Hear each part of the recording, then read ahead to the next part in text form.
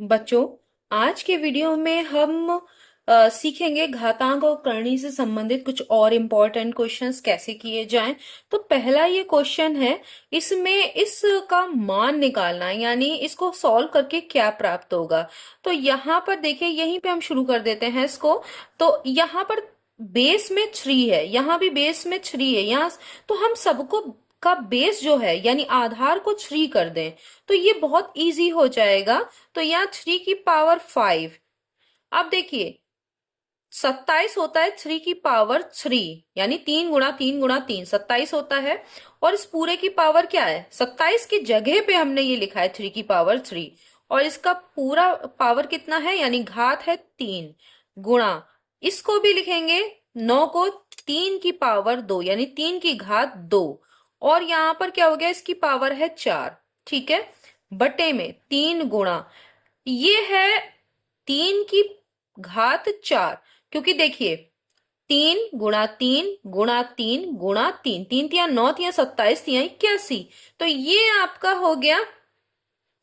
अब इस पूरे की 81 को भी हमने 3 की पावर में 3 की घात में लिख दिया और यहां हो गया 4।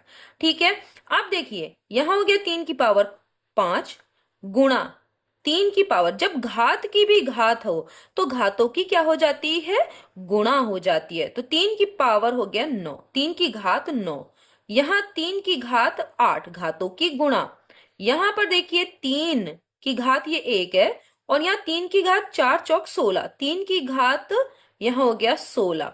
तो यहाँ देख रहे हैं 3 की घात 9 और 3 की घात 8, जब आधार समान हो तो गुणा में घातें जुड़ती हैं। तो 9 8 17 ये है, इनको काट दीजिए, ये है 16 और एक 17, तो ये कट गया।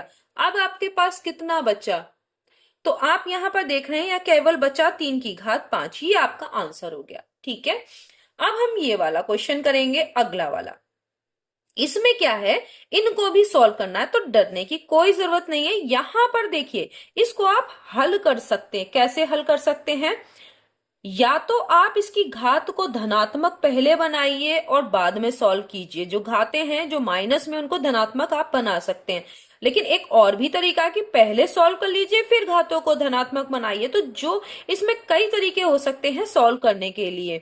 तो फिर आप जैसे यहां पर इसको लिख सकते हैं, 8 को 2 की घात 3 लिख सकते हैं।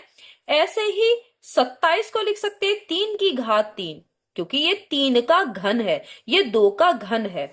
और यहां पर क्या है, -1/3, यहां है ना इसकी घात में, गुणा। यहां पर देखिए 3 की घात 4 और ये 2 की घात 4 लिख सकते हैं भाई। 3 की घात 4 अभी मैंने आपको बताया था, और 2 की घात 4 16, और इसकी घात है 3/4 भाग में।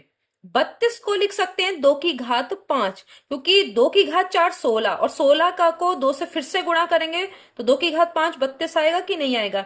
इसी तरीके से ये 3 की घात 5 है, हो गया, क्योंकि 81, 3 की घात 4 81, 81 की भी जब 3 से गुणा करेंगे तो 243 आता है, -2/5, इतना कर लिया। अब देखिए, घात की भी घात हो तो घातों की क्या हो जाती है, गुणा। तो आप गुणा करिए इस पूरे की, 2/3 की घात पूरे की 3 है कि नहीं है भाई। इसकी भी घात 3, इसकी भी घात 3, तो ये 3 बाहर आ गया। इसकी गुणा करेंगे किससे, -1/3 से। ठीक है, इसी तरह से 3/2, इस पूरे की घात 4, और इसकी गुणा करेंगे 3/4 से, भाग। ठीक है, अभी हम गुणा भाग नहीं कर रहे, ये जो बीच वाला है ये ऑपरेशन हम अभी नहीं कर रहे हैं। हम केवल इनको थोड़ा सिंप्लीफाई कर रहे हैं, सरल कर रहे हैं। 2/3 की घात, ये पूरा है 5, गुणा में -2/5, हम घातों की गुणा कर रहे हैं। 3 से ये 3 कट गया, 4 से 4 कट गया, 5 से 5 कट गया। ठीक है, तो यहां हो गया 2/3 की घात -1, बस इतना रह गया। यहां पर 3/2 की घात कितना हो गया, 3, भाग में 2/3 की घात -2। देखिए ये थोड़ा सा सरल हो गया। अब क्या करना है, अब देखिए इसको अगर 2/3 की पावर -1 है तो इसे पॉजिटिव करने के लिए अंश को हर और हर को अंश में लिख दीजिए। तो ये हो जाएगा 3/2 की घात 1। तो 3/2 ही लिखेंगे, घात 1 का मतलब तो है कि 3/2 ही आएगा, गुणा 3/2 की घात कितना हो जाएगा 3, भाग, अब इसको भी पलट दीजिए तो ये हो जाएगा 3/2 की घात 2। हो गया कि नहीं हो गया? क्योंकि माइनस था, आपने क्या किया, अंश को हर, हर को अंश कर दिया तो ये पॉजिटिव हो गई। अब क्या करना है, देखिए 3/2 की घात 3 और 3/2 की घात 1, ये पूरे क्या है, एक ही तो है।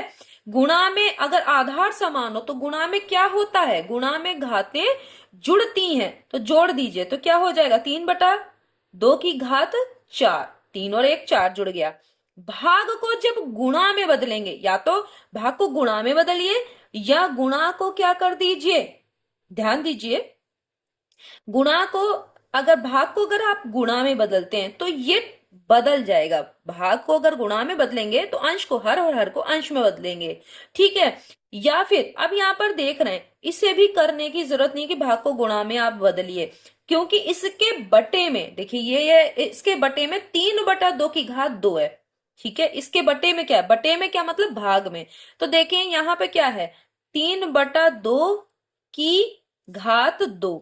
अब देखिए यहाँ 4 घात है, यहाँ 2 घात है, भाग में घातें अगर समान आधार हो तो भाग में घातें क्या होता है, घटती हैं।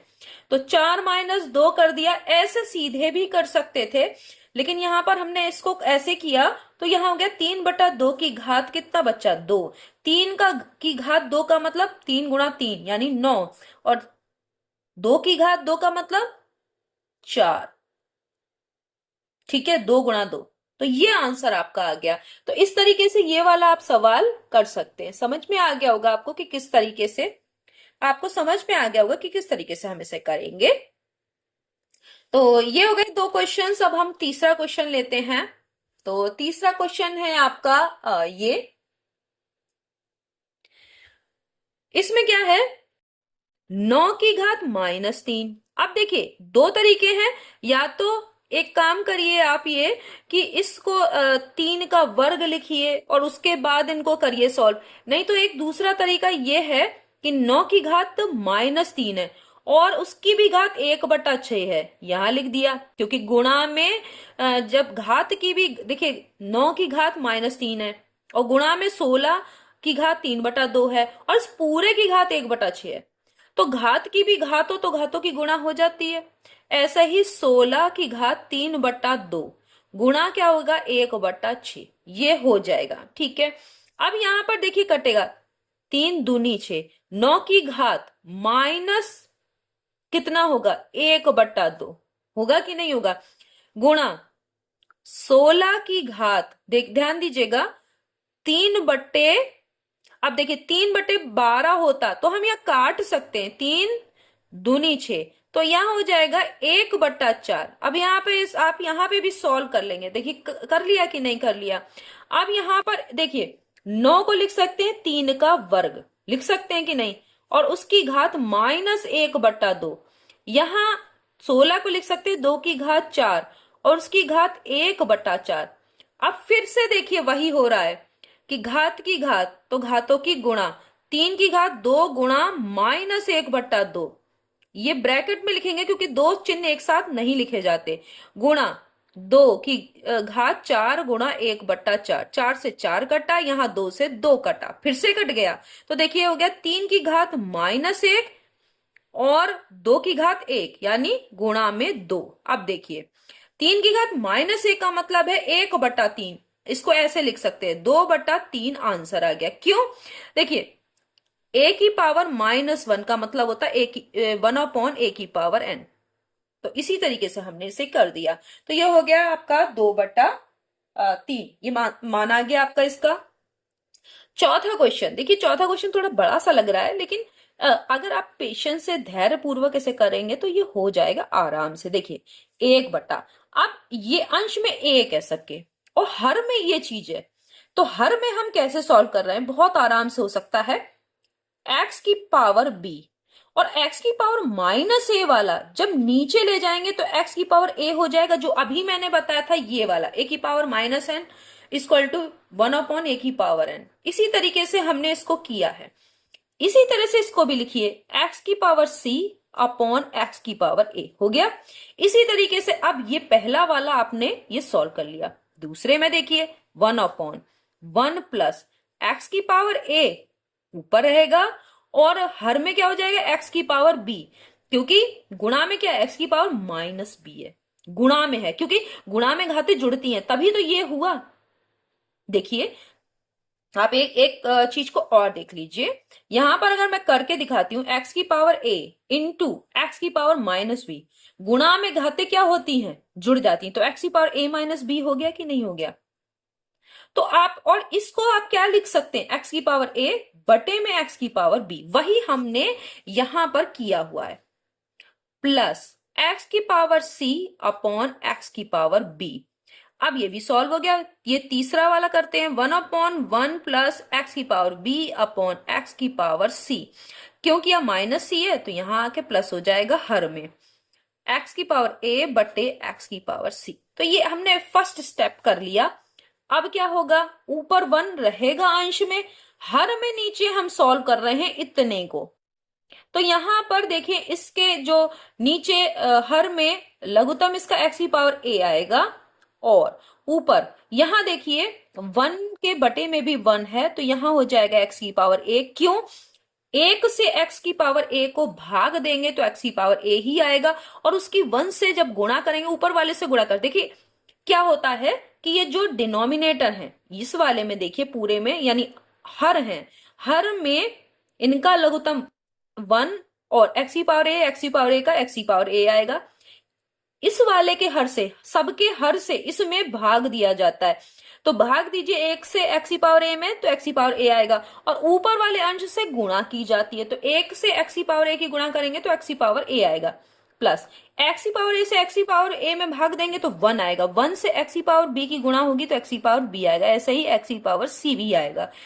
प्लस इसमें भी बिल्कुल वैसा ही होगा, यहां पर जो हर है उसमें एक्स की पावर b आएगा, यहां पर एक्स की पावर b प्लस एक्स की पावर a प्लस एक्स की पावर c, जैसे मैंने यहां किया वैसे यहां भी होना है और वैसे ही यहां भी। अब यहां पर क्या आएगा, डिनोमिनेटर में एक्स की पावर c, यहां एक्स की पावर c प्लस एक्स की पावर b प्लस एक्स की पावर a।